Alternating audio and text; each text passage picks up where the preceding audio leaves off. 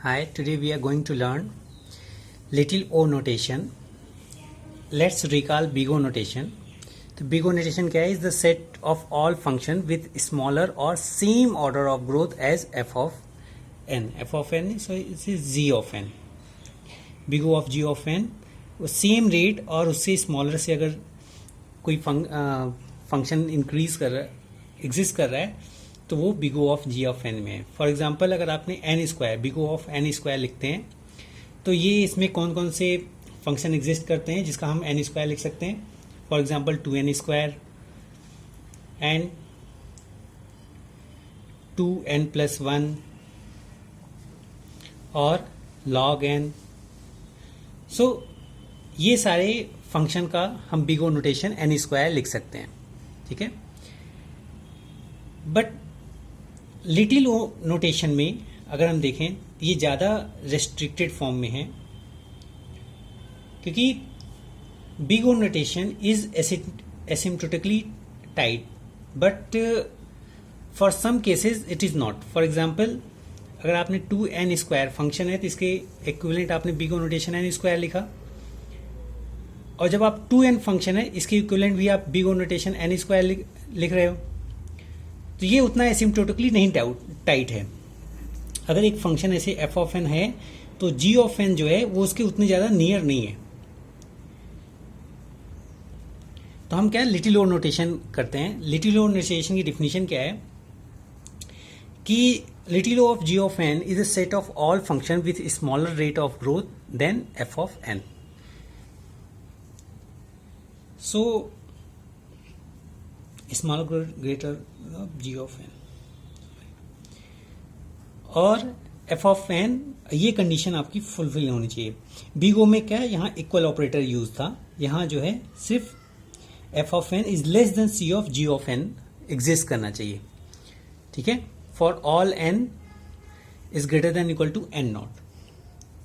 तो इक्वलिटी का condition little O में नहीं है. सो लिटिल ओ की एक और डिफिनीशन है. Is according to this definition अगर हम देखें कि 2n, अगर कोई फंक्शन 2n है तो इसके इक्विवेलेंट आप little O notation N square तो आप लिख सकते हो. ठीक है. आप ये कंडीशन फुलफिल करा सकते हो. बट अगर 2n स्क्वायर फंक्शन है तो इसके इक्विवेलेंट आप लिटिल ओ एन स्क्वायर नहीं लिख सकते. ठीक है. क्योंकि ये कंडीशन इसमें फुलफिल नहीं होती है. तो अनदर टेक्निक एक है लिटिल ओ का definition, mathematical definition little O, कि अगर एफ ऑफ एन कोई फंक्शन है जिसके इक्विवेलेंट आपने little O of G of N right किया है, तो it's mean it is limit, ये follow the condition N tends to infinite, F of N divide by G of N equal to 0. तो G of N जो है variably bigger than F of N.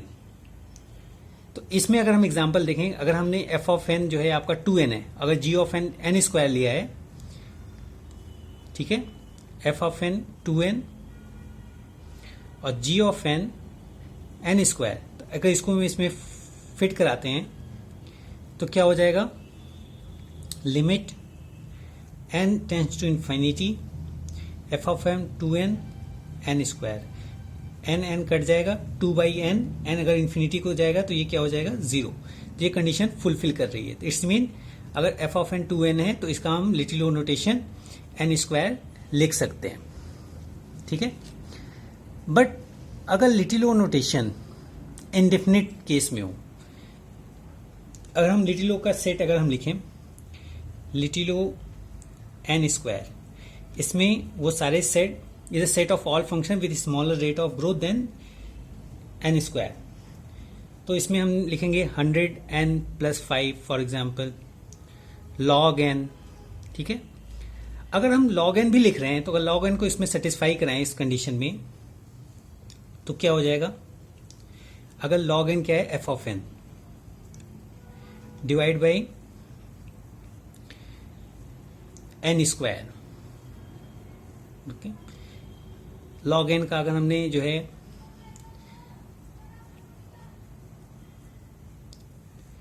या जी of N जो है N square, तो अगर हम इसमें एन की इन्फिनिटी लिखें तो ये इन्फिनिटी डिवाइड बाई इन्फिनिटी हो जाता है।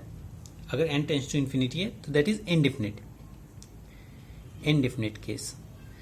सो इनडिफिनिट केस में क्या होता है कि आप ये जो फॉर्मूला है लिटिल ओ का, इसमें थोड़ा सा आप मॉडिफिकेशन करते हैं कि that is also in the indefinite case that is also equivalent to limit of N tend to infinity F dash of N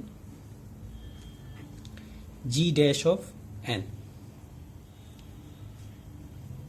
ठीक है, तो फर्स्ट का अगर आप डिफ्रेंशिएशन लेंगे, सेकंड का भी डिफ्रेंशिएशन आप लेंगे। तो अगर ये चीज इसमें फिल कराएं तो फर्स्ट का डिफ्रेंशिएशन क्या हो जाएगा, log n का 1/n, तो limit n tends to infinity, और n स्क्वायर का क्या हो जाएगा 2n, तो ये क्या हो जाएगा 1/2n स्क्वायर। अगर n टेंस टू इन्फिनिटी है that is equivalent to 0। It's mean log of n जो है हम का little O notation n square लिख सकते हैं। So this is a little O notation. Thank you.